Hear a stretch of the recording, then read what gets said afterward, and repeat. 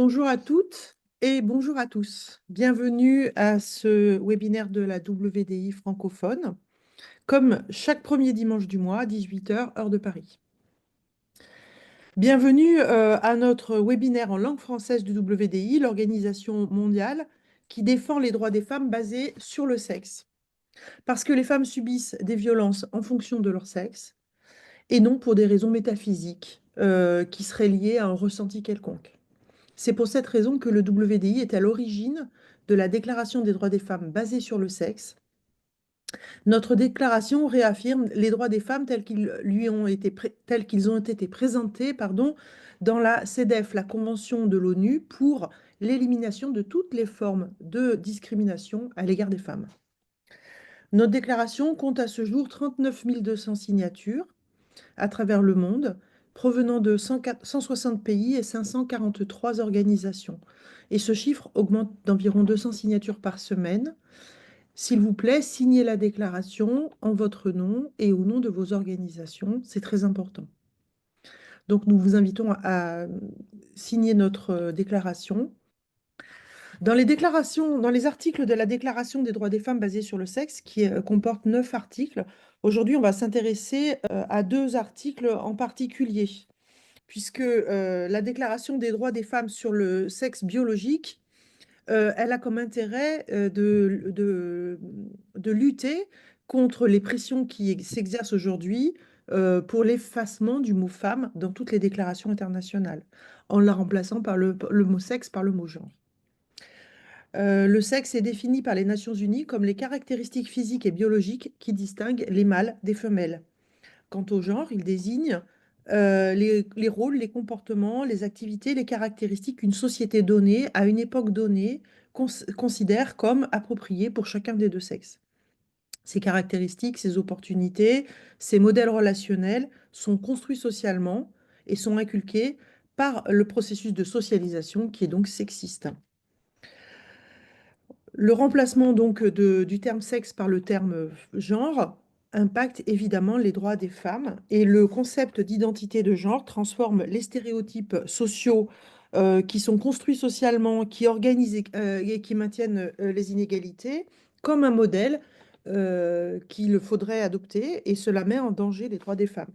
Ça porte donc directement atteinte à la protection des droits des femmes qui sont des droits que nous avons acquis avec après des décennies de lutte. Aujourd'hui, on va s'intéresser plus particulièrement aux articles 3, 4 et 9 de la Déclaration. Article 3, réaffirmant les droits des femmes et des filles à l'intégrité physique et procréative. Les États doivent s'assurer que les pleins droits reproductifs des femmes et des filles et leur libre accès à des services de santé procréatifs sont complets, sont maintenus. Alors évidemment, quand on stérilise des enfants, on atteint leur intégrité physique. Article 4, les femmes ont la liberté d'opinion et d'expression, notamment le droit de ne pas être inquiétées pour leurs opinions, le droit de rechercher, de recevoir, de répandre des informations et des idées de toute espèce, sans considération de frontières, sous une forme orale, écrite, imprimée ou artistique ou par tout autre moyen de son choix. Donc la liberté d'expression et d'opinion. Et la dernière liberté dont on va parler plus particulièrement aujourd'hui, c'est le besoin de protection des droits de l'enfant. Dans toutes les décisions concernant les enfants, qu'elles soient le fait des institutions publiques ou privées de protection sociale, des tribunaux, des autorités administratives ou des organes législatifs, l'intérêt supérieur de l'enfant doit être une considération primordiale. Donc, quand on réassigne le genre d'un enfant, évidemment, il y a une pratique nocive qui contrevient à cette déclaration. Il faut protéger les enfants. Donc, le WDI Femmes se donnait cette mission, hein. Nous existons déjà plusieurs années. Nous réalisons donc des webinaires mensuels, mais aussi des actions pour sensibiliser notamment les décideurs aux enjeux liés à la transidentité. Aujourd'hui, nous avons la joie et l'honneur d'accueillir Magali Pignard, qui est une femme scientifique, hein. Donc, elle est agrégée de sciences physiques. Elle est également maman d'un jeune autiste sévère. qui est non-verbale et donc elle est très sensibilisée à la question de l'autisme.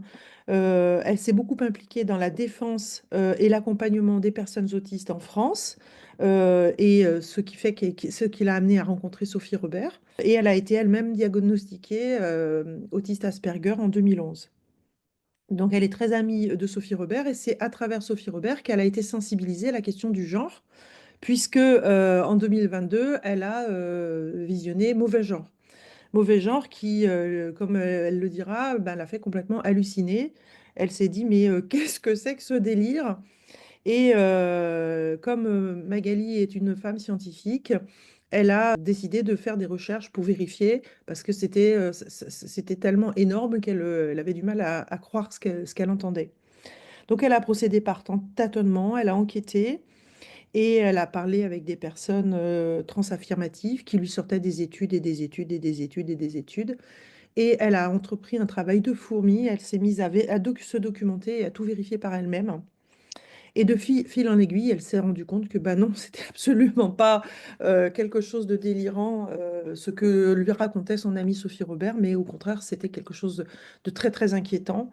Elle s'est notamment basée beaucoup sur les travaux de la Société for Evidence Gender-Based Medicine, SEGM, qui est donc un site internet qui donne beaucoup d'informations dans le domaine scientifique sur la question du genre.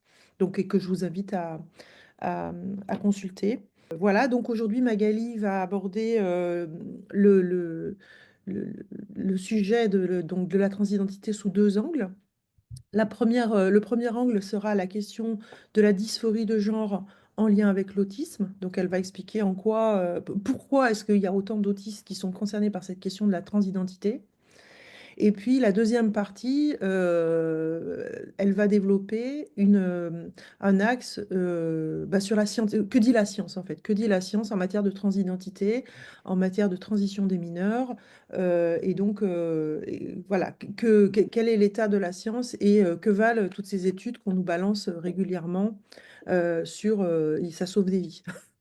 Voilà, donc bienvenue Magali, merci beaucoup d'avoir accepté de D'accord. présenter ton travail et à toi de parler. Ok. Alors déjà, je vais aussi parler de l'autisme parce que moi, comme j'étais active dans plusieurs associations, dont une association de personnes autistes, on s'est bien rendu compte qu'il y avait beaucoup de personnes, de jeunes et surtout des jeunes filles et des jeunes garçons aussi qui étaient concernés. Il y a des familles qui nous écrivaient. Et évidemment, ça m'a interpellée parce que moi-même, je pense que si j'avais 12 ans aujourd'hui, je tannerais ma mère pour avoir des bloqueurs de puberté. Et ben, mais ce que je dis, c'est absolument très classique. Parmi mes amis autistes, on pense tous pareil. Sauf la plupart des personnes autistes à qui je suis amie pensent comme moi, mais elles se taisent parce qu'on a peur, elles ont peur de se faire incendier, etc., quoi. Euh, donc, je vais commencer par l'autisme. Voilà, autisme et dysphorie de genre. Alors déjà, c'est savoir ce que c'est que l'autisme parce que la plupart des gens peut-être savent pas ce que c'est. Et c'est pas un cours sur l'autisme. Bah, l'autisme, normalement, c'est un trouble de la communication avec des intérêts spécifiques, des intérêts restreints, etc. Mais concrètement, c'est quelques caractéristiques là. Voilà, rigidité, difficulté à gérer les imprévus. Donc, par exemple, voilà, les imprévus, c'est que voilà, quand on est quand on c'est quelque chose qui n'est pas prévu, ben, on pète un câble en fait. Voilà. N'est-ce pas, Blandine aussi, peut-être? Oui, oui, je vois très bien ce que tu veux dire. Rigidité, donc la difficulté d'adaptation instantanément. Oui. Les intérêts, en fait, il y a des choses qui ont lien avec la dysphorie de genre, et je vais revenir là-dessus. Donc, les intérêts spécifiques aussi, qui sont très importants, qui permettent de se recentrer, de se ressourcer. Difficulté à faire fonctionner tous ces sens en même temps, c'est pas, par exemple, quand une personne parle à une personne autiste, la personne, elle doit regarder la personne et en même temps, elle doit entendre, donc elle doit faire fonctionner deux sens. et elle n'y arrive pas forcément bien. Donc, elle va préférer, pour se concentrer sur ce que l'autre dit, elle va préférer ne pas la regarder et se concentrer sur ce qu'elle dit. Et puis, sinon, elle va être vite polluée par d'autres stimuli. Enfin, focalisation sur les détails avant le global. Donc, c'est pas pour les, ça, c'est des tendances générales, hein.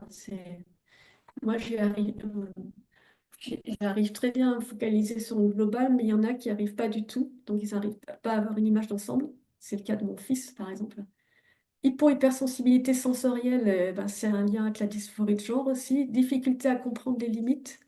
Euh, oui, ça c'est. Disons que faut être très explicite pour nous dire les limites, pour cadrer. Voilà. Difficulté à décoder les intentions d'autrui aussi, c'est manque de théorie de l'esprit. Communication franche et directe, sans filtre, oui. Euh, difficulté à concevoir les compromis, les nuances, donc c'est tout ou rien, c'est radical, c'est 0 ou 1. Et surtout, peu conscience des conventions sociales, et ça a énormément de liens, je pense, avec la dysphorie de genre. Je vais en revenir après. Et donc, forcément, tout ou rien, bah, vous voyez, c'est voilà, c'est 0 ou 100. Il n'y a pas de nuance. Alors évidemment, ce sont des caractéristiques, c'est un tableau général, mais évidemment, toutes les personnes autistes n'ont pas 100% Ce serait beaucoup Ouais, trop simple, hein, on ne coche pas ouais, comme ça. ouais. Euh, donc Chaque c'est beaucoup. personne est différente. Voilà. Par exemple, pour les conventions sociales, on peut en avoir conscience, mais juste les refuser, considérer Oui, qu'elles ne sont pas si importantes que ça. moi, j'en avais pas du tout conscience, c'est pour ça que. Donc, analytique, voilà, c'est une illustration. Voilà, il y a une femme qui se plaint que sa grand-mère est très chiante, etc. Voilà, et puis après, elle lui explique que sa grand-mère est morte. Donc, la personne autiste dit, ben, logiquement, si elle est morte, elle n'aura plus besoin d'aller la voir. Ben, voilà, donc elle va lui dire ce qu'elle pense directement. Puis c'est très logique dans sa tête. Et elle va pas se dire, elle va pas avoir de l'empathie, à se dire, bon, bah, il va falloir que je la console, oh là là, ma pauvre, tout ça. Voilà. Euh, Elle va être très logique dans sa tête, enfin, et ça va choquer la personne, évidemment. Et les intérêts spécifiques, eh ben, on le voit, nous, je pense qu'on a moins besoin de relations sociales et que les intérêts spécifiques, on le voit, les lignes en rose, qui sont les intérêts restreints, enfin, intérêts spécifiques, elles sont plus gros, plus épaisses que les lignes en rose chez les personnes non autistes. Donc, on a plus besoin d'intérêts spécifiques et moins besoin de relations sociales. Par exemple, pendant le confinement, c'était vraiment super parce qu'il y avait envoyé moins de monde. Alors, déjà, un peu de statistiques sur le lien autisme et dysphorie de genre. Alors, donc, il y a des méta-analyses et des revues systématiques qui montrent que parmi les personnes qui présentent une dysphorie de genre, il y a environ 10% qui sont autistes, qui ont un diagnostic, on va dire. Et c'est à comparer avec le nombre de personnes autistes dans la population générale, c'est 2%. Donc de 2% à 10%, ça veut dire qu'il y en a 5 fois plus parmi les personnes qui ont une dysphorie de genre. Donc c'est quelque chose qui est énorme, quoi. Ouais, une surreprésentation massive des De personnes. représentation. Et en fait, ce qui me choque dans tout ça, c'est que tous les centres ressources autisme, tous les professionnels de l'autisme maintenant, ils se disent jamais, mais pourquoi? Mais pourquoi? C'est quoi le lien? Non, en fait, il y a les personnes autistes et les personnes avec une identité de genre trans. Et il faut surtout pas mélanger les deux. Il faut traiter l'un et l'autre séparément. Alors que les deux sont intriqués. Et jamais on se pose la question, mais pourquoi c'est comme ça? Alors, manifestation des dysphories de genre, bah, rejet des attentes sociales liées à son sexe, donc bah, en gros non-conformité de genre. Ça peut être aussi un confort lié à l'apparence physique, rejet de son apparence physique. Et ça, c'est souvent observé chez les personnes autistes, du fait de leur fonctionnement autistique. Et du coup, en fait, observer le comportement, c'est insuffisant. Et puis, Et du coup, on peut confondre des manifestations de l'autisme avec de la dysphorie de genre. Et alors, souvent, mais pas toujours, les jeunes qui ne savent pas qu'ils sont autistes vont interpréter peut-être leur signe d'autisme avec une possible dysphorie de genre. Et donc, je vais expliciter un peu plus loin en diapo suivant, avec donc un zoom sur les filles autistes. Alors, en fait, bon, c'est une grosse image, je vais essayer de la décortiquer. En fait, chez les femmes, bon, faut savoir que chez les femmes, le diagnostic d'autisme est très difficile à poser, plus difficile parce que les filles ont tendance à mieux camoufler que les garçons.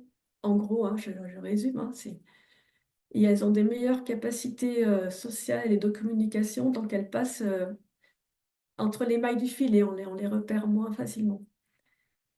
Et donc les filles qui n'ont pas de diagnostic de TSA, elles vont forcément, elles savent qu'on va bien voir qu'elles sont différentes. Elles vont chercher des explications à leurs difficultés, à leur décalage. Et comme la question trans est très médiatisée, notamment avec la sensibilisation dans les écoles, par exemple, il est possible qu'elles attribuent leur décalage à une dysphorie de genre, puisque c'est la première explication sur laquelle elles vont tomber. On va dire, l'ex- l'explication du sentiment d'être différent, c'est être né dans le mauvais corps.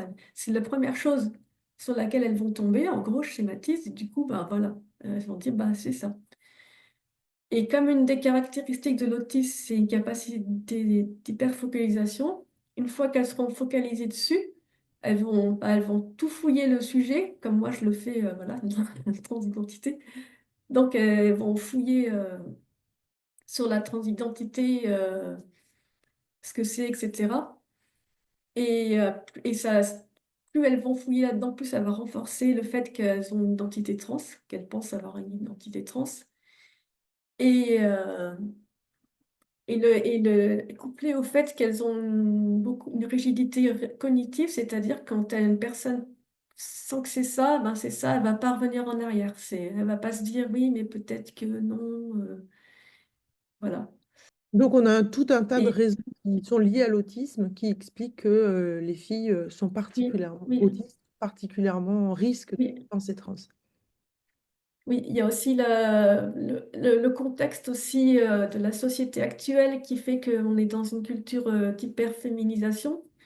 Et pour une fille qui entre dans la puberté, déjà à la puberté, c'est un peu plus compliqué de ressembler aux adolescentes neurotypiques parce que le jeu social se complexifie.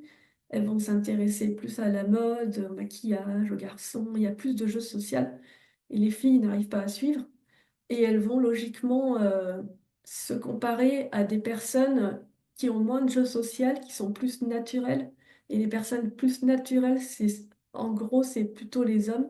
Ils sont moins, il y a moins, c'est moins surjoué, quoi. Et c'est plus facile de se reconnaître. Enfin, moi, en tout cas, moi, je me suis reconnaissais beaucoup plus parmi les hommes que parmi les femmes quand j'étais jeune. Et surtout dans une société qui est très sexualisée, enfin, où les filles, il faut être hyper maquillée, etc. Et du coup, c'est encore plus dur pour une fille autiste de se reconnaître là-dedans. Donc, elles vont dire, bah, puisque je ne reconnais pas parmi les femmes, c'est que je ne suis pas une femme. C'est très logique dans leur tête. C'est, c'est vraiment logique. Et une fois qu'elles ont trouvé la solution de ça, bah voilà, bah, elles ne vont pas décrocher. C'est d'autant plus logique qu'on leur dit que c'est possible et Oui, que ça c'est ça. existe et que c'est réel, etc. Oui, Donc, personne les, va leur... les personnes autistes sont logiques normalement, donc Mm. C'est elles très s'accordent logique. à une logique qu'on leur...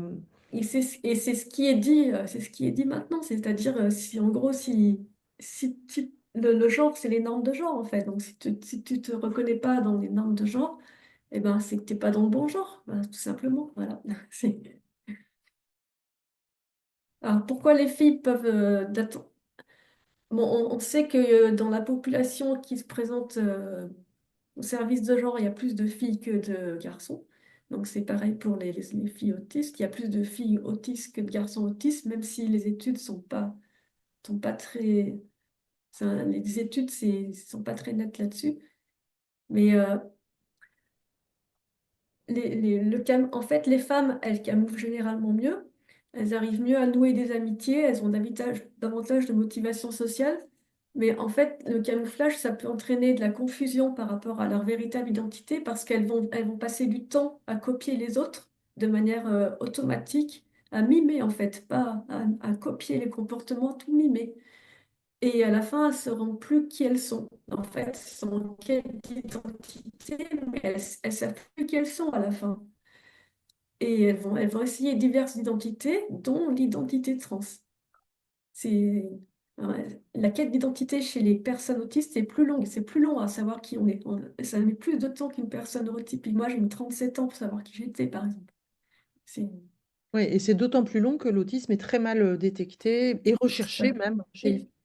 Oui, oui est-ce que, en fait, vraiment, la base, c'est d'améliorer le dépistage de l'autisme. C'est vraiment la base. Et si possible, que les filles sachent qu'elles sont autistes avant de tomber sur des sites où toutes leurs manifestations d'autisme sont expliquées par une dysphorie de genre. En fait, il faut que les personnes aient un diagnostic, mais ça suffit pas parce qu'en fait, euh, il faut savoir quoi en faire. Dans les centres ressources autisme, par rapport à la transidentité, il dit oui, il faut un dépistage de l'autisme, mais qu'est-ce qu'ils en font après? En fait, s'ils cloisonnent l'autisme et la transidentité, ça sert à rien pour moi. Pour moi, il faut que qu'il y ait un travail qui soit fait avec ces personnes autistes pour qu'elles comprennent comment l'autisme influence leur identité et qu'elles sachent qui elles sont, comment elles fonctionnent, qu'elles comprennent leur mode d'emploi. Et quand elles comprendront comment elles fonctionnent, c'est là elles vont déconstruire peut-être tout ce qu'elles ont cru comprendre par rapport à la dysphorie de genre et dire, bah non, bah, ça, ok, je suis non conforme au genre, mais c'est pas parce que je suis trans, c'est parce qu'en fait, je m'en fous des conventions sociales, voilà. Petit à petit, elle va se dire ça. Et, euh, et de toute façon, pour qu'une personne puisse s'autodéterminer, il faut qu'elle puisse se connaître le mieux possible. Et donc, même si elle fait le choix de la transition médicale, au moins, eh ben, elle aura balayé toutes les pistes, quoi. Elle aura Elle le fera de façon éclairé, éclairée. éclairé. Enfin, sauf qu'on ne peut pas vraiment le faire de façon éclairée chez les mineurs, et étant donné que la base de preuve d'efficacité des traitements est faible. Donc, mais je vais y aller un peu plus loin. D'ailleurs, c'est là qu'on va aller. Ouais, voilà. Alors, caractéristiques de dysphorie de genre, donc la non-conformité de genre. Donc ça, c'est des cas en jaune, c'est les caractéristiques de dysphorie de genre. Et là, c'est les liens avec l'autisme. Donc en fait, alors, en général, les personnes autistes, elles ont moins conscience d'elles-mêmes, des attentes sociales. Elles vont pas ajuster leur comportement par rapport à ce qu'on attend d'elles. Et ça concerne la façon d'être en société en général et en particulier la façon d'être par rapport aux filles et aux garçons. Et par exemple, moi, quand moi, j'avais pas ajusté mon comportement en fonction des attentes sociales. Moi, j'ai été prof et je me comportais exactement de la même manière face à un élève que face à un proviseur, que même face à Macron que j'ai vu une fois. Et je n'avais pas ajusté mon comportement par rapport aux attentes de la société. Et c'est pareil pour les rôles. Je veux dire, je vais pas, je vais pas moi, nous, on est nous-mêmes, on est juste des personnes. On n'est pas avant d'être des hommes et des femmes, on est des personnes et on va un peu authentique, c'est-à-dire on va être brut de décoffrage, c'est-à-dire on va pas, moi je vais pas faire attention, il faut que je mette ça, faut que je sois coquette, il faut que je fasse ci. Moi, j'avais pas conscience de ça. Alors c'est mon cas spécifique. Mais il y a des jeunes filles, par contre, où c'est l'inverse. Elles vont énormément observer les filles, les garçons, et elles vont tout copier comment font les filles, mais pour avoir un passing neurotypique, en fait. Donc, et elles vont être hyper féminines, mais ce sera surfait, ce sera pas naturel, ce sera pas inné. C'est pour passer inaperçu qu'elles font ça. Oui, le terme de passing, il est intéressant parce que c'est Oui, le terme oui, qu'utilisent bah, les c'est personnes c'est pareil. trans. Et donc, c'est presque une caractéristique de l'autisme de ne pas se conformer aux attentes sociales parce que les conventions sociales, nous, ça nous passe au-dessus en général. Enfin, moi, ça me passait au-dessus, quoi. Ma mère me disait, j'apprenais les conventions sociales comme j'apprends une langue étrangère.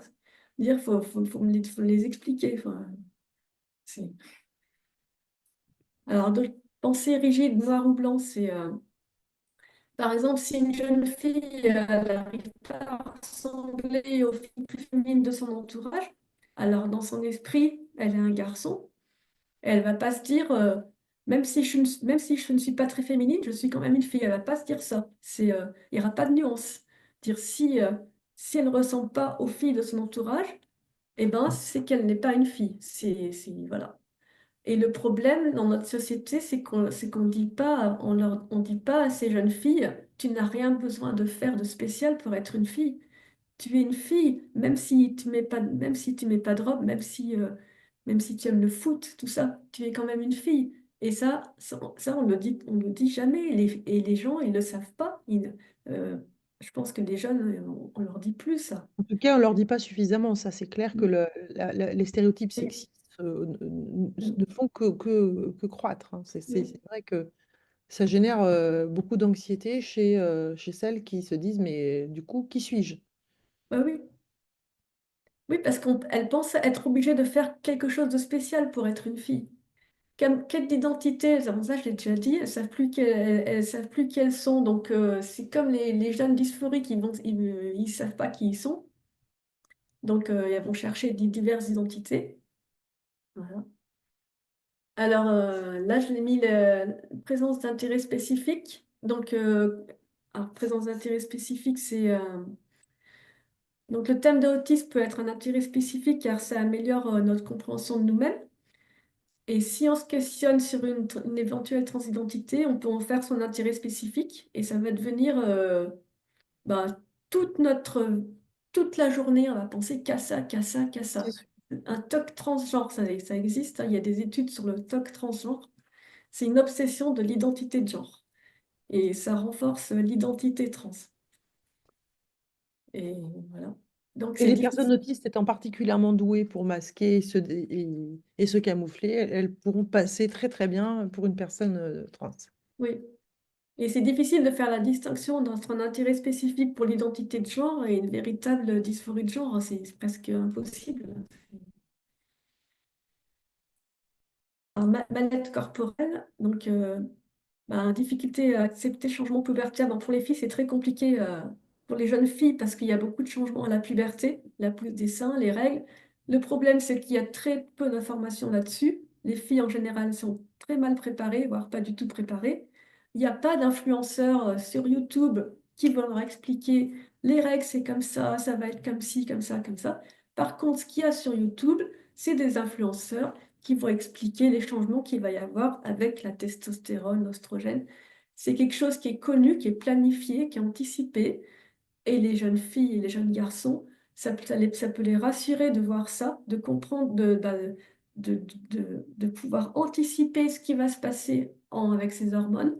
Et c'est peut-être plus facile de supporter ça plutôt que d'accepter un changement pubertaire. C'est-à-dire que c'est une perte de contrôle terrible pour les jeunes filles. Moi, quand j'avais 12 ans, je ne voulais pas, mon idéal, c'était ne pas changer. Mon corps devait rester le même. Donc, un corps d'enfant, ça ne devait pas changer. Et c'est quelque chose la pousse des seins, tout ça, c'est le corps qui nous trahit, en fait. Et c'est une perte de contrôle terrible. Et là, on peut se dire, bah, je suis née dans le mauvais corps, c'est pas mon corps, de toute façon, etc. Alors, sentiment aussi d'incongruité avec son corps. Donc, c'est lié aussi à l'autisme, c'est le problème, par exemple, d'interpréter les sensations de faim, de soif, les émotions. C'est le sentiment d'être déconnecté de son corps aussi. C'est par un sentiment de le sens de proprioception.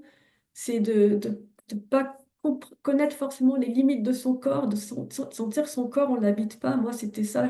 Mon corps, j'avais l'impression que je ne l'habitais pas. J'étais très maladroite, très gauche, quoi. J'ai toujours un peu cette impression, mais j'imagine les jeunes qui ils peuvent très bien se dire, bah voilà, c'est pas mon corps, c'est pas mon corps. Voilà. Je suis née dans le mauvais corps. Et une autre caractéristique de dysphorie de genre, c'est bah, il y a beaucoup de personnes non hétérosexuelles chez les personnes qui s'identifient trans, et c'est pareil chez les personnes autistes. Il y a beaucoup de personnes non hétérosexuelles. Influence du contexte social, le rôle des réseaux sociaux. Donc en fait, les jeunes autistes sont plus souvent sensibles à la transidentité parce que souvent ils sont rejetés de leur entourage et tout ce qu'ils ont comme univers social, c'est Internet, c'est les réseaux sociaux. Et c'est plus facile pour eux de socialiser par écrit que par oral. Donc ils vont être plus facilement happés par des contenus trans. Et puis avec plus on visionne des contenus trans, plus on en a. Et ça va être, ils vont être complètement, leur fil d'actualité va être que ça. Et du coup, ils ont plus de chances de tomber là-dedans par rapport à un jeune, par exemple, qui est bien intégré, qui fait du sport le soir, qui va à des amis, donc il a moins d'opportunités d'aller sur Internet. Et donc, voilà. Et aussi, vu que les jeunes autistes, souvent, ils socialisent pas en présentiel, ils vont socialiser en ligne. Et leur modèle, ça va être des influenceurs trans, ça va être les personnes qui voient en ligne, et ça va être leur modèle, c'est sur lesquels ils vont construire leur personnalité. Donc, ils vont chercher à les imiter. Alors, tout ce que je dis, par contre, c'est une tendance, c'est pas. Je veux juste dire, c'est général, hein, c'est pas. c'est- Mais comme toutes les vérités en sociologie, ce sont des analyses qui sont globales, des tendances, et évidemment, il Ouais, n'y a pas 100% des cas qui correspondent à 100% oui, des... voilà. Ouais. Là, j'en ai déjà parlé. Le modèle hyperféminin, j'en ai déjà parlé. Le spectre de genre, c'est chacun dans sa bonne case. Ça peut attirer les personnes autistes parce qu'elles aiment bien l'organisation systématisée. Et ça peut avoir un intérêt pour les personnes autistes. Donc là, c'est des témoignages que je trouve que sympa. Alors, je tiens à dire que toutes les informations que, vous avez ici, vous pourrez les retrouver aussi sur le site de Magali, dont on va vous Ouais, remettre ouais. le lien dans le chat. Alors peut-être je vais passer plus vite sur les témoignages, peut-être. Ouais, Ok. Il faut être très précis. Vas-y. Partie 2, c'est bon. allez, on partie 2. Bon, ça va, Allez, 35 c'est minutes pour la parti. première Alors, partie. Mais bon. Alors maintenant, on va s'intéresser à la partie qui va... que dit la science en fait? Que dit la science? Est-ce ouais, qu'on peut changer de corps déjà? Ou est-ce qu'on peut être dans le mauvais corps? ouais. Donc en fait, au début, j'ai essayé de commencer de me renseigner, de rassembler toutes les infos et d'où ça venait, tout ça. Puis j'entendais beaucoup parler de Dutch Protocol et je savais pas ce que c'était. C'est quoi le Dutch Protocol? Tout le monde en parle. Donc j'ai essayé de me documenter là-dessus. Et tout ce que je dis là, je l'ai mis sur un site, sur une page dédiée là, il y a le lien là. Euh, donc On vient de remettre le lien dans le chat. Merci. ok. Donc en fait, tout ça c'est venu, bon, c'est le contexte en gros, c'est venu d'une expérience hollandaise dans laquelle il y a une centaine d'enfants qui étaient soumis au bloqueur à 13 ans. Ensuite, ils enchaînaient à 16 ans avec les hormones sexuelles croisées, donc oestrogène ou testostérone. Et puis la chirurgie à 18 et on regardait comment ils évoluaient dans le temps, quoi. Et ce protocole a été documenté dans deux études en 2011 et 2014. Et en fait, le problème, c'est que, il y a eu une diffusion incontrôlée, c'est-à-dire que cette expérience, elle a été rapidement et largement adoptée dans la pratique clinique sans passer par un cadre de recherche qui visait à évaluer si les avantages l'emportent sur les risques. En fait, en gros, c'est parti d'une expérience, d'une expérience qui a été directement mise dans la pratique clinique. Voilà. Et ça, c'est quelque chose qui ne se fait jamais enfin, dans la médecine fondée sur les preuves. C'est pas comme ça que ça marche. Quand on teste un médicament, c'est pas on fait une étude, puis après, hop là, c'est bon. C'est ça, c'est pas comme ça que ça marche. Mais là, concrètement, ça veut dire qu'on a pris 100 jeunes, on leur a appliqué ce process-là, et on a regardé ce qui se passait. Oui, oui, oui. au bout de 2 ans de traitement, on a regardé comment ça. Alors, ils ont trouvé qu'il y avait des améliorations sur le plan psychologique de la dysphorie de genre. Et par la suite, il y a eu il y a eu plusieurs. Ça a été très critiqué. Maintenant, c'est très critiqué, hein, ces études. Donc, il y a des chercheurs qui ont trouvé des faiblesses méthodologiques dans les 2 études.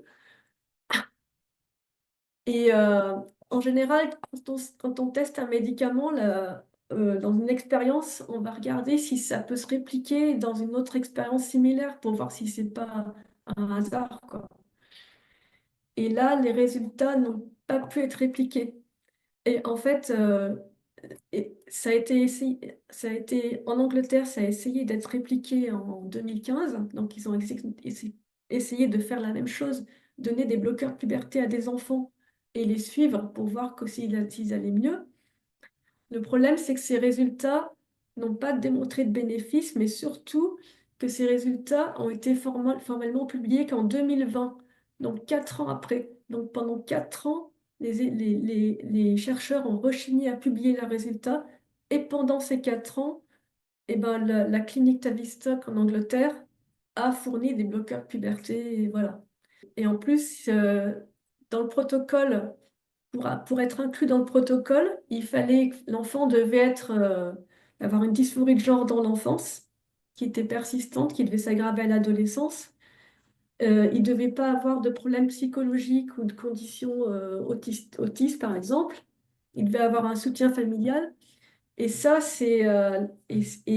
aujourd'hui, la plupart des jeunes qui se présentent et qui ont ces traitements, ils auraient jamais été inclus dans ce protocole parce que maintenant, les jeunes qui se présentent, souvent, c'est la dysphorie de genre qui apparaît à l'adolescence.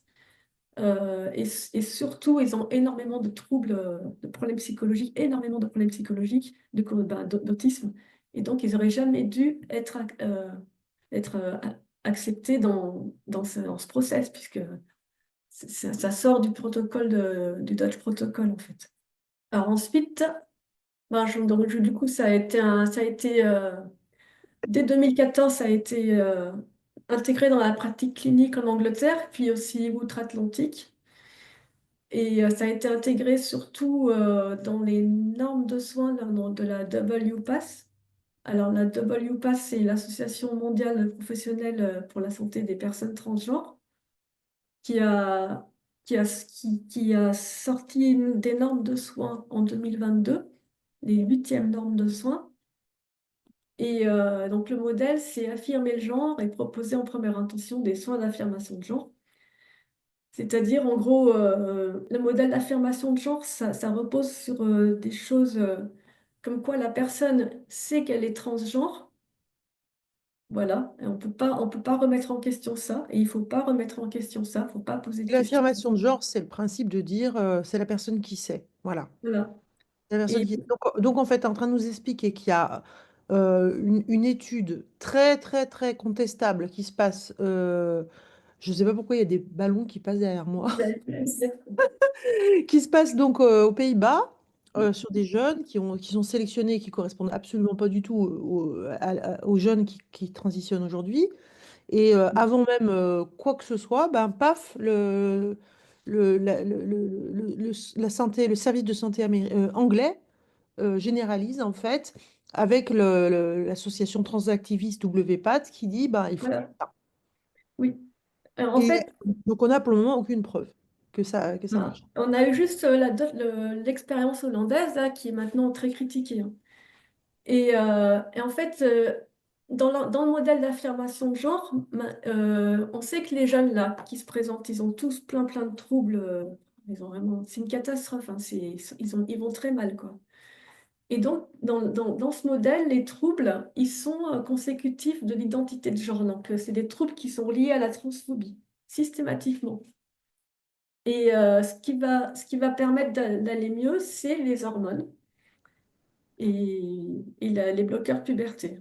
Alors là, on est d'accord que tu es sur du second degré, Magali, hein, donc. Voilà, c'est le modèle d'affirmation de genre. Donc, c'est ce qui, voilà, c'est ce qui préconise. C'est que, moi, je vais aller plus loin. Alors, le problème avec cette association, c'est qu'ils ne suivent pas les principes fondés sur les preuves. Et ça, on l'a su juste l'année dernière. Là, pour élaborer leurs recommandations, la WPAS, elle a demandé à une université américaine de faire des revues systématiques des preuves pour appuyer leurs recommandations. Et cette université américaine, l'université Hopkins, elle a commencé à envoyer les résultats des évaluations de preuves à WPAS. Et la WPAS s'est rendu compte que ces évaluations n'étaient pas terribles, qu'il y avait pas de preuves, on verra qu'il y avait très peu de preuves pour soutenir leur projet de recommander les interventions médicales au plus grand nombre. Et du coup, ils ont tout mis en œuvre pour contrôler le contenu de ces revues systématiques ils ont considéré que ces revues systématiques leur appartenaient, donc le contenu leur appartenait et que donc ils pouvaient modifier dedans. Et en fait, ils ont fait réécrire les auteurs ils ont demandé aux auteurs de ces revues systématiques, en gros, de réécrire le contenu des revues pour que ça aille dans leur sens. Bon, Et bref, de truquer les c'est études, quoi, c'est finalement. hallucinant. Oui, c'est comme si, par exemple, une association veut vous recommander ou pas la chloroquine pour le Covid. Elle va demander à un organisme de faire des revues systématiques sur la chloroquine et puis elle va leur dire d'écrire. Alors écrivez ça dans la revue systématique, la chloroquine et c'est bien pour le Covid. Et ensuite elles vont se baser là-dessus. Hein, c'est, c'est pas du tout comme ça que ça marche. La médecine fondée sur l'épreuve, normalement, les revues systématiques, elles doivent être indépendantes. Elles doivent aider aux recommandations de la directive. Mais normalement, elles doivent être indépendantes, c'est-à-dire elles peuvent publier ce qu'elles veulent. Et là, il leur a empêché de publier ce qu'ils voulaient. Je ne sais pas si on se rend compte de... Oui, là, je pense qu'on est en train de voir à quel point c'est énorme. Donc, en fait, la WPAS a refusé des preuves qui n'allaient Oui, pas dans le non. sens. Qui Oui, allaient c'est pas dans le ça. sens. Quand Attends, l'épreuve n'allait pas dans son sens, elle l'a pas publiée, elle a mis fin au processus de publication des revues. Donc, voilà. Sachant que la WPAS, c'est vraiment l'instance internationale oui, pour la voilà, santé des personnes transgenres. Et voilà, qui c'est fait la notamment plus, les protocoles qui vont être proposés, par exemple, à la HAS en France. c'est la plus suivie dans le monde et elle a influencé toutes les directives des autres organisations. Pardon. Du coup, tout ça, là, j'ai mis un lien, j'ai parlé de ça dans mon site aussi. Euh, moi, je trouve ça assez ahurissant, que je crois que j'ai jamais vu ça. Voilà, donc si je résume, le WPAT voit qu'il y a des problèmes dans l'épreuve et conclut il faut donner des bloqueurs de Oui, puberté aux parce enfants. que les Voilà, preuves ne vont pas dans leur sens, donc on ne va pas mettre les preuves. voilà. Mais ils recommandent, non seulement ils mettent pas l'épreuve, mais ils font la recommandation inverse. Oui, oui, oui. Et puis ils disent ils disent qu'une revue systématique n'est pas possible pour les ados. Alors, si, le problème, elle est possible, sauf qu'ils n'ont pas voulu la publier. Voilà. Voilà, ils ne donnent pas le résultat qu'ils Ouais, attendent. voilà. Alors du coup, je parle justement la WPAS, c'est ça, avec les directives de l'Endocrine Society, elles ont influencé toutes les directives existantes. Donc en fait, comment elles ont fait? Donc là, je ne sais pas si je vais être très claire, mais Je crois que le terme important, c'est référencement circulaire. oui, ouais. En fait, par exemple, et je vais partir de ce graphe. En fait, la WPAS, elle a élaboré plusieurs normes de soins. Donc, la première, la deuxième, la troisième, la quatrième, etc. Donc, en 2022, elle a élaboré sa huitième norme de soins. Et pour l'élaborer, elle s'est basée sur l'Endocrine Society. Elles étaient très partenaires. L'Endocrine Society, c'est elle basée sur celle de 2012. Le Qui, elle, s'est WPAS, basée sur l'Endocrine Society 2009. Donc, en gros, c'est je te cite, tu me cites, je te cite, tu me cites. Voilà. ouais. Et les chiffres, là, 24%, 12%, C'est la note de rigueur et développement qui a été rapportée dans une revue systématique. Donc c'est assez faible, hein. Voilà. C'est des notes qui sont fabriquées comment? Bah, il y a une revue systématique qui a évalué les directives internationales, donc toutes les directives, et elle a donné un score concernant la rigueur et le développement. D'accord, donc un bon score, c'est de l'ordre de combien? Au-dessus de 50%, c'est un bon score. Et les seules directives qui ont eu plus de 50%, c'est les directives finlandaises et suédoises. En matière de santé De transgenre, on est rigueur et de développement. d'accord. De rigueur et de développement. Et Donc on est systématiquement sur des études de faible qualité. ouais, en fait, elles ont pas été rigoureuses pour le processus concernant l'élaboration de leur directive, quoi. Ok. Et une autre grille de lecture, c'est par exemple l'AAP qui est très influente aux États-Unis, c'est l'Association américaine de pédiatrie.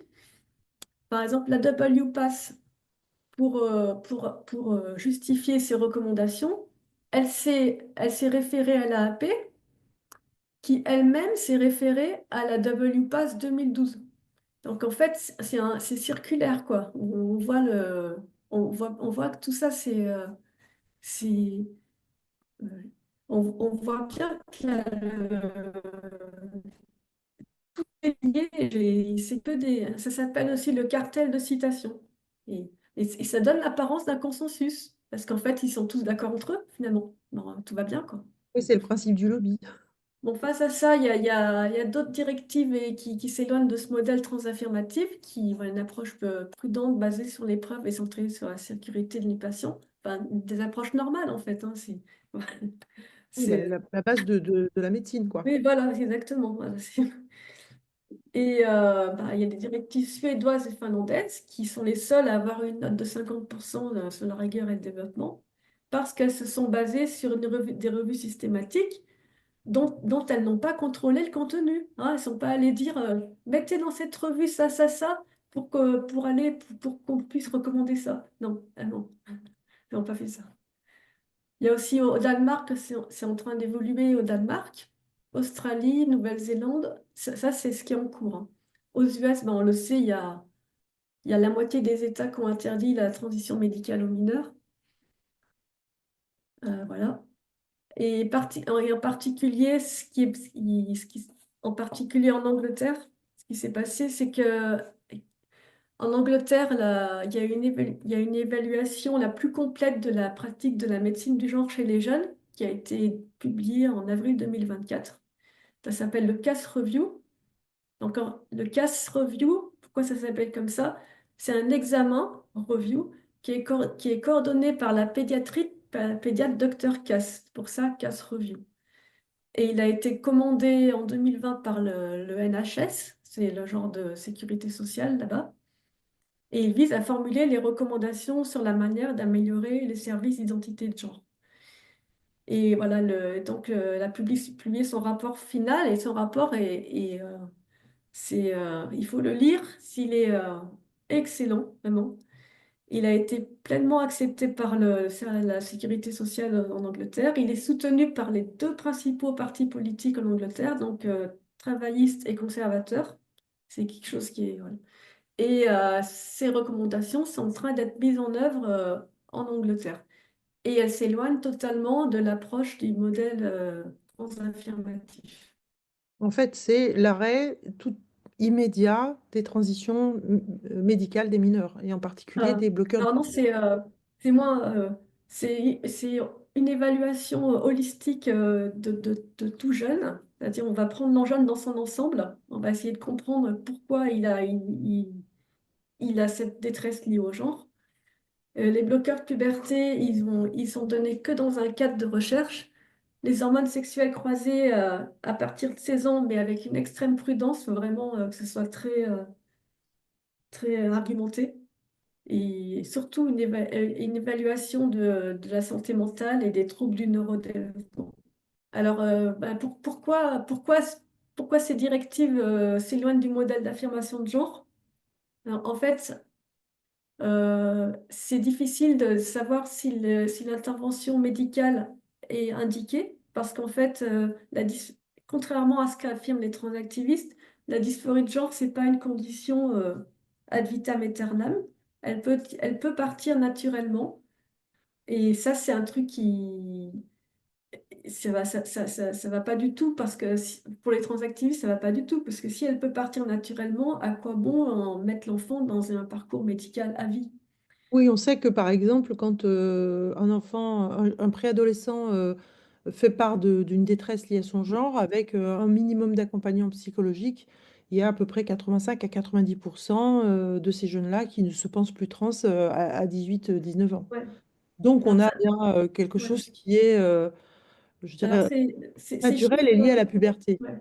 Alors ces chiffres, c'est qu'on peut pas trop dire ce chiffre-là, parce que à cette époque-là, c'était pas la dysphorie de genre, c'était pas diagnostiqué tel quel.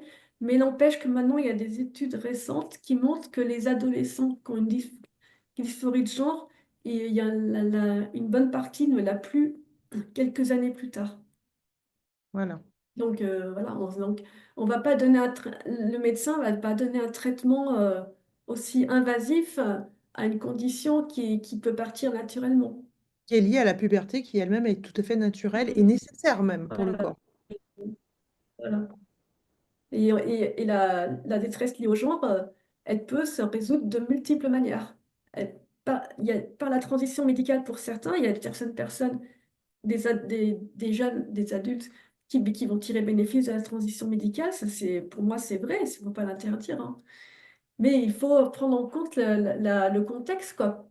Pourquoi elle a sa dysphorie de genre et comment on peut l'aider à surmonter ça, quoi. Notre problème, c'est que comment en difficulté pour donner quand un médecin va indiquer un traitement, il faut qu'il sache ce qui va se passer, il faut qu'il sache les avantages, les risques. Et le médecin, il est à l'aveugle là-dessus, parce qu'il n'y a pas beaucoup de données à long terme là-dessus chez les jeunes. Et les avantages, soi-disant, sur la dysphorie de genre, sur le bien-être psychologique, ils sont très limités. Et du coup, le médecin, il peut pas dire, voilà, c'est sûr et certain, là, ça va améliorer ça. Il sait pas à long terme ce qui va se passer. Donc, c'est compliqué de donner des informations pour se faire un avis de manière éclairée. On peut pas avoir un avis éclairé, en fait. Étant donné aujourd'hui, on peut pas avoir un avis éclairé. Parce que, à cause du Par manque contre, d'informations à ouais. long Par terme. contre, on a un avis éclairé qui est qu'on n'a pas assez d'informations. Par exemple, si quelqu'un affirme de façon tout à fait péremptoire que les bloqueurs de puberté, c'est juste, ne font aucun problème sur la santé d'un enfant, bah, minimum, c'est un menteur, C'est quoi. faux. Oui, c'est faux. On sait pas, en fait. Voilà. C'est une expérience, en fait. Et aussi, le gros problème, la difficulté, si le jeune est capable de consentir au traitement. Par exemple, à la suite d'un procès intenté par une détransitionneuse contre la clinique Tavistock en Angleterre, c'est l'affaire Bell contre Tavistock, la Haute Cour de Londres a statué que les jeunes devaient pouvoir comprendre pleinement les effets à long terme d'un traitement médical qu'on leur donnait. C'est-à-dire un jeune sous bloqueur de puberté à 13 ans, si on lui donne les bloqueurs puberté à 13 ans, il doit comprendre ce qui va se passer quand il sera adulte. Et ce qui va se passer quand il sera adulte, c'est que s'il poursuit par les hormones sexuelles croisées, comme c'est presque toujours le cas, il risque des problèmes de dysfonctionnement sexuel, il risque d'être stérile, alors que le jeune, il a 13 ans et il n'a aucune expérience sexuelle et il ne veut sûrement pas d'enfant à cet âge-là. Et donc, c'est compliqué, c'est un peu douteux de penser qu'il est complètement consentant à ce traitement. Enfin, En même fait, le plus personne ne peut être, intelligent. on peut pas consentir à être mutilé. Enfin, je veux dire, et encore moins quand on est mineur. Oui, et on ne peut pas C'est un consentir problème à d'éthique, devenir en un fait. Un problème adulte d'éthique. potentiel. Même une personne majeure, On ne sait pas ce que c'est. la question, c'est est-ce que c'est éthique de dire on va te supprimer des organes sains de ton corps? Oui, mais là, ouais, là, je parle juste des À bloqueurs de égalité. puberté qui rendent. qui risque de rendre la personne stérile ou anorgasmique parce qu'un jeune sous bloqueur, un jeune garçon qui est sous bloqueur de puberté à 12 ans, qui a jamais eu d'orgasme avant, à 16 ans, il aura le pénis de la taille d'un enfant de 12 ans parce que ça gèle, voilà. Et après, on lui donne des oestrogènes, et donc bon, le pénis est encore plus petit, et il aura jamais. Et après, il a une vaginoplastie, donc voilà, son pénis, on lui en fait un vagin, en gros, quand il y a assez de peau. Et il n'aura jamais d'orgasme sexuel, il n'aura aucune sensibilité sur ce plan-là. Et on ne peut pas dire, même l'intelligence des garçons de 13 ans, on dit, écoute, ben, tu seras sans doute un orgasmique, mais voilà, est-ce que tu consens? Tu auras peut-être sans doute que tu n'auras pas d'enfant, mais non, mais je veux pas d'enfant. Ah bon, bah ok, bah c'est bon alors. C'est Sachant que c'est la version du pénis pour un enfant qui a été mis sous bloqueur de puberté, ça c'est ne marche compliqué. pas parce qu'il n'y a pas assez de Ouais, il n'y a pas matière. assez de Et donc, peau. il faut prendre un peu du rectum, hein, pour faire un trou à la place de ce qui s'appellerait un Ouais. vagin. Et il y a aussi un autre, et là j'ai presque euh, il y a un autre problème en fait, c'est que les jeunes sous bloqueur de puberté, quand ils doivent consentir ou non aux hormones sexuelles croisées, un jeune, les bloqueurs de puberté, ça bloque la maturation cérébrale qui permet de prendre des décisions éclairées. Et donc, en fait, bloquer la puberté, ça empêche le recablage du cerveau qui sous-tend la capacité à prendre des décisions complexes. Donc, en fait, les bloqueurs de puberté, ils peuvent donner du temps aux enfants à réfléchir. Ça, c'est ce que dit une psychologue. Mais ils les privent simultanément de leur capacité à le faire, c'est-à-dire ils les empêchent d'avoir la capacité à prendre des décisions complexes puisque leur fonctionnement cérébral, il est perturbé, vu que la maturation cérébrale, elle se produit grâce aux hormones sexuelles durant la puberté. S'il n'y a pas de puberté, le fonctionnement cérébral, il se développe moins. Et du coup, ben, un jeune de 16 ans, sous bloqueur depuis l'âge de 12 ans, il aura une capacité de réflexion d'un âge de 12 ans, d'un enfant de 12 ans. Là, en fait, c'est la question de la transformation de la matière grise avec la myéline, hein, c'est ça? Je pense que Ah c'est. ouais, j'y co- j'y co- Ouais, je crois que c'est de ça qu'on parle, mais il y a aussi les os qui ne vont pas se calcifier. aussi, ouais. Enfin, il y a des problèmes de santé, surtout. Enfin, Oui, mais on ne peut pas dire gagner du temps pour réfléchir parce qu'en fait, on les prive c'est vrai. simultanément de leur capacité à le faire. Ouais. C'est presque un handicap. Absurde. Mon fils, il a un handicap. C'est comme si on se handicapait en l'empêchant d'avoir sa maturité cérébrale. C'est Oui, c'est c'est criminel. important le développement cérébral. C'est ce qui permet de passer d'un enfant à adulte. C'est pour ça que les adultes peuvent voter par les enfants, pas les enfants. Parce que pendant la puberté, on a la maturation cérébrale s'est développée plus. Si la maturité s'est jamais développée, à 18 ans, un jeune de 18 ans, il sera dans sa tête comme un enfant de 12 ans. Vrai, faux, voilà. Alors maintenant, on rentre dans le vrai-faux sur les différentes questions qu'on entend tout le temps. Oui, alors sur mon site, j'ai mis une rubrique vrai-faux sur 4 problématiques. Donc, les personnes qui veulent en savoir plus, elles peuvent aller directement. Donc, ça, c'est le lien vers le premier vrai-faux, la base de preuve. C'est ce qu'on entend souvent, la preuve de preuve est solide. Donc, Renseignez-vous, éduquez-vous. voilà. Alors, effectivement, il y a beaucoup d'études qui concluent que les hormones, ça réduit le stress mental. Ça, c'est vrai. Quand on lit les études, c'est souvent cette conclusion. Et c'est pour ça que c'est ça qui m'a fait douter au début. Mais après, en fait, le problème, c'est que la qualité de ces études est médiocre. Il y a beaucoup de biais. Et la certitude des preuves, c'est-à-dire la confiance qu'on peut avoir dans l'effet de ces interventions, est globalement faible. Ça veut dire que en fait, ce que mesure l'étude, ce que mesurent ces études, c'est pas forcément l'effet réel. Oui, la base de preuve est faible. Et comment on sait tout ça? On le sait en faisant des revues systématiques, c'est-à-dire une revue systématique, ça va sur une question précise. Elle va repérer toutes les études qui concernent ce sujet Et ensuite, elle va évaluer la qualité de ses études avec des outils très standardisés, qui sont un peu toujours les mêmes.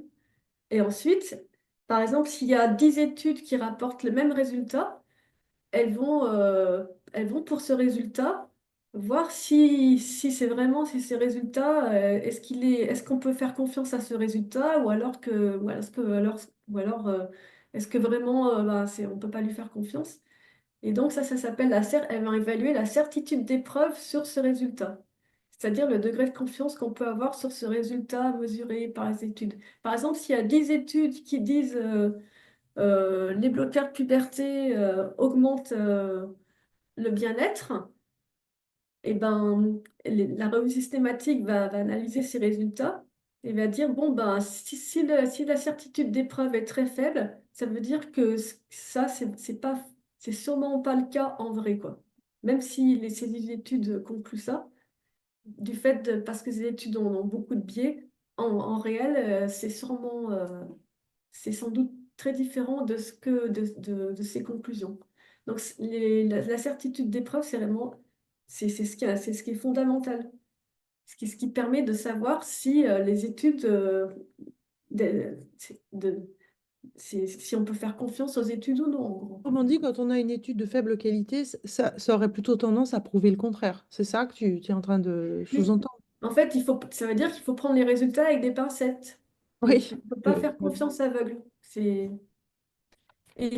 du fait de la conception des études, déjà, les études sont de faible qualité de par leur conception déjà. C'est pas parce qu'elles sont mal faites, c'est juste parce que il- c'est la conception des études, quoi.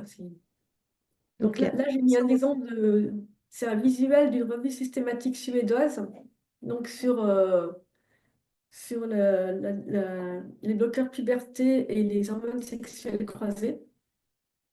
Donc, ils ont trouvé 24 études là-dessus. Et puis, ce qui conclut, c'est la santé psychosociale n'est pas connue. Ils ne peuvent pas conclure. En fait, ce qu'on peut conclure, c'est qu'on ne peut pas conclure, c'est qu'on ne sait pas. C'est pour ça que je dis qu'il y a pas, on ne peut pas faire avoir de consentement éclairé puisqu'on ne sait pas. On ne peut pas se décider sur quelque chose dont on ignore les effets, en fait.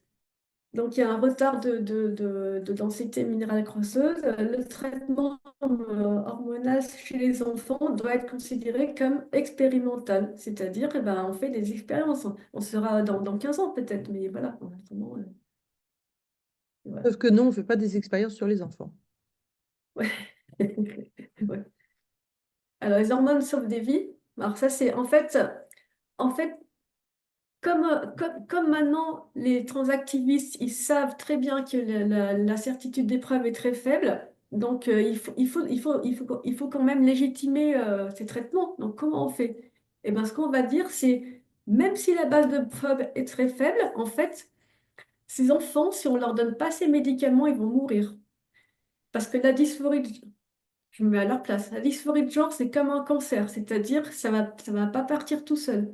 Et si ça se traite pas, eh ben la seule alternative, c'est la mort par suicide. Comme voilà, le cancer, si on ne le traite pas, c'est la mort. Et pour eux, le traitement, pour un cancer, c'est la chimiothérapie. Bah, pour eux, le traitement, eh ben, c'est les bloqueurs de puberté et les hormones sexuelles croisées. Donc, pour eux, même si la base de preuve est faible, il faut donner ces traitements parce que ne pas les donner, ils vont mourir. Donc, voilà. Enfin, je me mets à leur tête, dans leur place, hein. Sauf que ça, voilà, c'est du chantage affectif. D'abord, ça marche très bien, hein, parce que sur des parents, évidemment, voilà. Le case review a dit que les preuves ne soutiennent pas ça. Les meilleures preuves disponibles montrent qu'en fait, le risque de décès par suicide est attribué à des conditions de santé mentale comorbides. Par exemple, l'autisme en soi, c'est à fort risque de suicide. Il y a beaucoup de personnes autistes qui risquent de se suicider. Ça, c'est vrai. Et chez les personnes trans, il y a beaucoup de personnes autistes. Donc, on ne sait pas si c'est l'autisme qui contribue à ça ou si c'est autre chose. Il y a aussi l'homosexualité qui augmente le risque de suicide. Et chez les personnes trans, il y a beaucoup de personnes homosexuelles. Donc, on ne sait pas la vraie cause du risque de suicide. Alors juste, il y a- c'est toujours les mêmes études qui sont données pour dire que ça réduit le suicide et ces études, elles sont débunkées plusieurs fois et leur qualité est évaluée faible dans les revues systématiques. Ouais. Et ça, ces informations, on peut les retrouver sur ton site, hein. Ouais. Donc là, sur le lien. Ça, c'est Et- intéressant parce que on nous balance souvent des études et des liens et des machins, et donc au moins, ça fait le travail. Ouais, la ditransition est rare. Bon, alors, toute la transphobie. Alors, ce qu'on dit, la majorité des infractions sont dues au fait de pression externe. Donc, ça provient d'une étude qui a exploité les données d'une enquête américaine. Sauf que dans cette enquête, il fallait s'identifier trans pour répondre. Une étude sur la détransition. C'est LOL. Je sais pas si on voit le problème. Alors, il y a des personnes qui se disent, qui ont arrêté la transition médicale et qui se considèrent toujours trans. Ça existe, hein. Et souvent, ces personnes ont arrêté la transition médicale effectivement de pression externe parce qu'elles n'avaient pas d'argent à cause de leur famille et elles s'affichent toujours trans. Mais combien de personnes on loupe là-dedans? C'est On prend n'importe quelle jeune femme, par exemple, qui se pensait trans, qui a détransitionné parce qu'elle a compris que son problème, c'est pas ça, c'est un problème de santé mentale qui a tout fait, qui lui a fait dans sa tête, c'est pas clair. Et elle a détransitionné, elle se considère plus trans, elle n'est pas comptabilisée dans cette étude. Et Non, ça, c'est les absurde. journalistes, jamais, jamais ils parlent de ça. C'est- Ensuite, moins de 1%. Alors, c'est de regret, donc c'est toujours les mêmes études, toujours les mêmes. Et j'ai fait un article là-dessus, hein, j'ai aussi. Donc, bah, je vais peut-être passer vite. Problème de. je vais juste revenir sur la détransition. Quand même, il y a 2 semaines ou trois, à peu près, il y a un médecin transactiviste de la WPATH qui est en fait, qui s'identifie comme une femme, qui a mis sur son Twitter, qui a parlé de qu'est-ce qu'on fait pour les 30% de détransitionneurs. J'ai fait des copies Ah d'écran. oui, J'ai fait des copies d'écran. oui, Donc, ce médecin de la WPATH, ensuite j'ai suivi ce qui se passait sur son Twitter. Là, je n'y suis pas retournée récemment, mais les premiers jours, il a a priori eu beaucoup de pression pour relativiser ce qu'il disait, etc.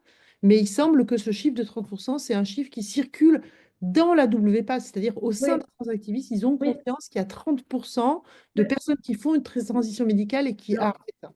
alors, en fait, attention aux études, c'est pareil, dans un sens ou dans l'autre, les études, elles sont pas très bonnes. Elles sont pas très bonnes. Pourquoi? Parce qu'en fait, on perd beaucoup de personnes. La manière de mesurer le regret, elle manque des personnes. Elles sont pas, en fait, on peut pas déterminer le taux de détransition hein, actuellement. Il y a une étude qui montre que c'est 30%, sauf que cette étude aussi, elle a des biais. C'est, comme toutes les études, hein. C'est pour ça que c'est difficile de savoir.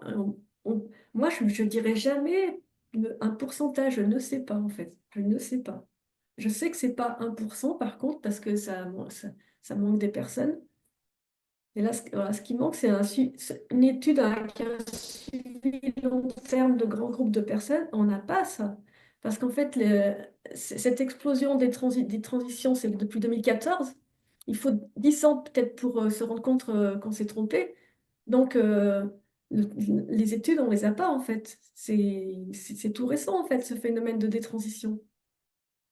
Prendre conscience il faut 10 ans pour comprendre qu'on, dans 20 ans, on aura peut-être ce taux, mais bah, j'espère pas. Mais alors, bah, du coup,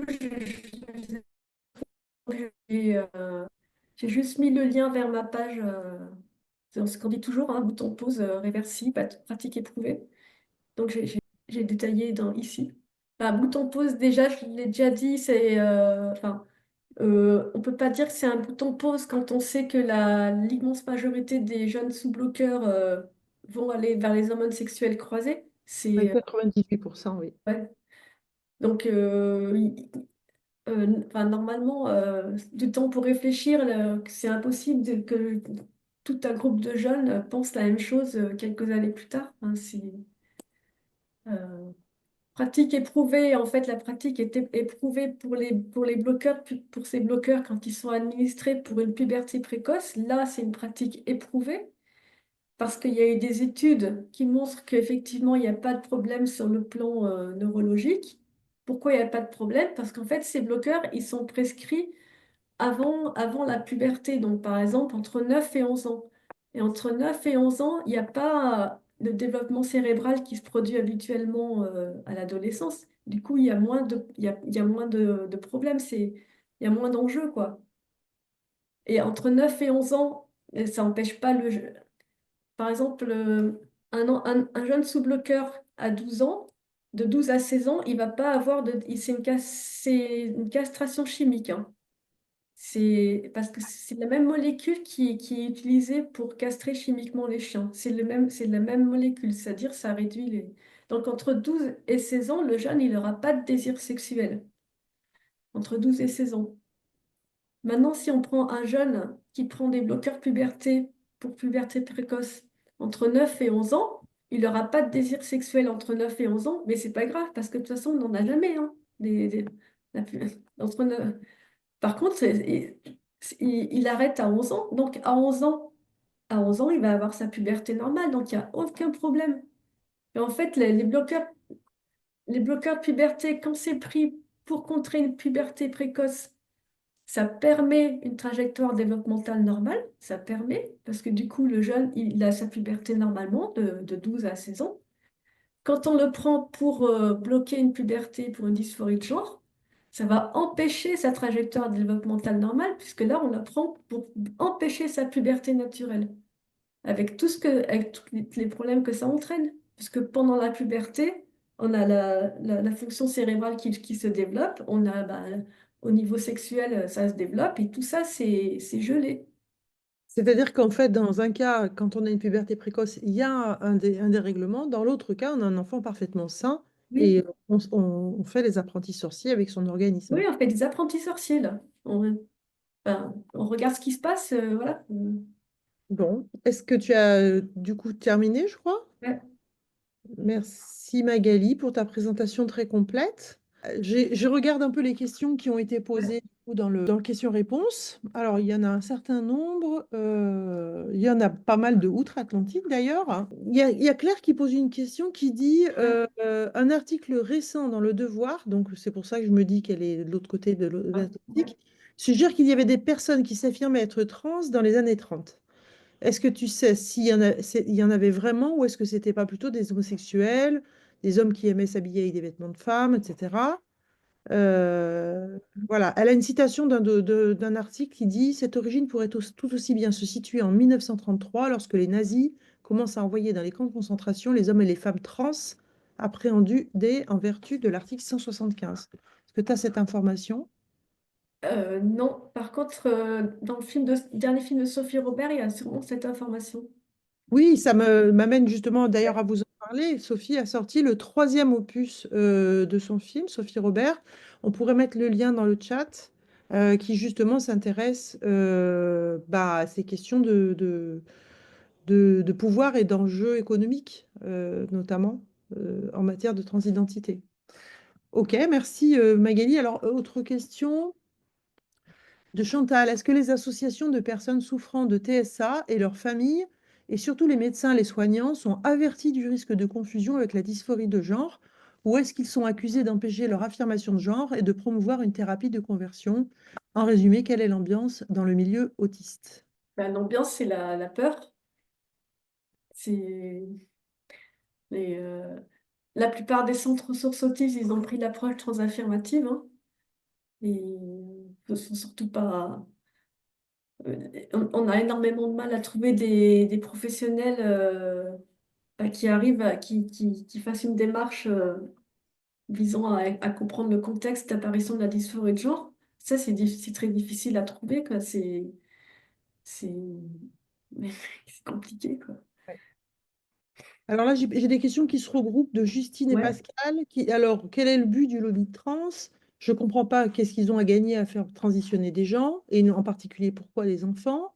Et de Pascal, pourquoi est-ce que les transactivistes militent pour la transition, pour la transidentité? Quel est leur intérêt? Et puis, une question subsidiaire, les transactivistes sont-ils tous trans? Là, je peux répondre non. Je peux répondre tout de suite. Donc, quel est l'intérêt? Pourquoi? L'intérêt, Bah, je pense que c'est idéologique et aussi financier. Ça vient des États-Unis quand même, tout ça. Enfin, ça a été hollandais. Mais après, ça, les Américains, je pense qu'ils ont flairé le truc. On va médicaliser quelqu'un à vie. Enfin, il y en a qui s'en mettent plein les poches là-dedans. Faut pas. D'accord, mais dans ce cas, ça explique pas, parce que finalement, pourquoi Elon Musk, il serait contre alors du coup? Parce que finalement, on a quand même la pire droite réactionnaire aux États-Unis et ils sont contre ça, donc ça peut peut-être pas suffire comme explication. Parce qu'ils Euh, sont aussi pour le pognon quand même.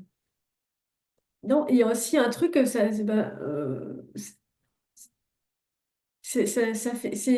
trouve que les gens, prog- ils pensent que ça fait progressiste de penser comme ça, de les laisser, l'autodétermination, c'est un truc qui, qui, avec, pour leur conscience, c'est aller tranquille, et plutôt qu'interdire un traitement médical, pour eux, c'est mauvais. Enfin, Mhm. je sais- en fait, moi, je suis très centrée sur un truc, et après, je sais pas le. Oui.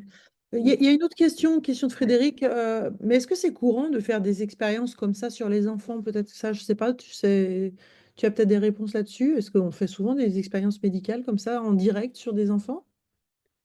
Bah, en- Oui, mais on fait des expériences, mais en fait, ces expériences, après, elles passent dans un stade de recherche clinique avant de passer dans la pratique. C'est-à-dire, une fois qu'on fait une expérience, eh ben, on va essayer de la dupliquer. C'est normal de faire des expériences. On va voir si on va la répliquer, on va voir si elle peut se répliquer. On va la tester dans divers domaines de recherche. On va faire plein d'études dessus. Et après, si les revues systématiques de ces études montrent que les effets, ben, on peut en avoir confiance, là, oui, ça va dans la pratique clinique, mais ça met des années. Là, c'est tout l'inverse qui s'est fait. Là, il y a eu une expérience, ça a été diffusé, il y a eu une tentative de réplication qui a échoué et dont les résultats ont mis 5 ans à être diffusés. Pendant ces 5 ans, on a distribué les bloqueurs puberté à tout va. Et, tout, et ça s'appelle la diffusion incontrôlée, ce phénomène. C'est D'accord. En tout cas, c'est quand même très, très contestable. Et alors, une dernière question, je ne sais pas si tu auras la réponse, mais ouais, c'est Athéna, donc du Québec, ouais, qui ouais. demande, qu'est-ce que tu penses de l'utilisation de l'expression idéation trans au lieu de transidentité pour les jeunes? Est-ce que tu as un avis là-dessus? Euh, Idéation, je ne connais pas ce mot. Idéation trans, ça veut Athéna, tu dire. peux développer dans le chat, s'il te Ouais, plaît? ouais. On parle d'idéation suicidaire, par exemple. Ah, le mot idéation serait donc lié à l'idée que l'on est trans, c'est ça, hein? Non, tiens, ce commentaire d'Athéna, il est intéressant là. En fait, au début, les Hollandais, quand ils ont fait le Dutch Protocol, c'était pas. Ils voulaient aider les gens parce que les hommes qui pensent être des filles. Et les bloqueurs puberté, pour eux, c'est important parce que la puberté masculine, ça masculine le visage. Et leur passing, ils n'auront jamais un bon passing. Et en fait, les Hollandais, ils voulaient aider ces jeunes garçons à avoir un meilleur passing parce que c'est une fille qui veut passer pour un garçon avec la testostérone, c'est très facile, hein, mais l'inverse, c'est plus compliqué. Ça partait d'une bonne intention au début, hein, c'était pour aider ces jeunes garçons. C'était des jeunes garçons, hein, s'il n'y avait pas de jeunes filles. Et après, les Américains se sont dit bloqueur de puberté, hormones à vie, marché, chirurgie.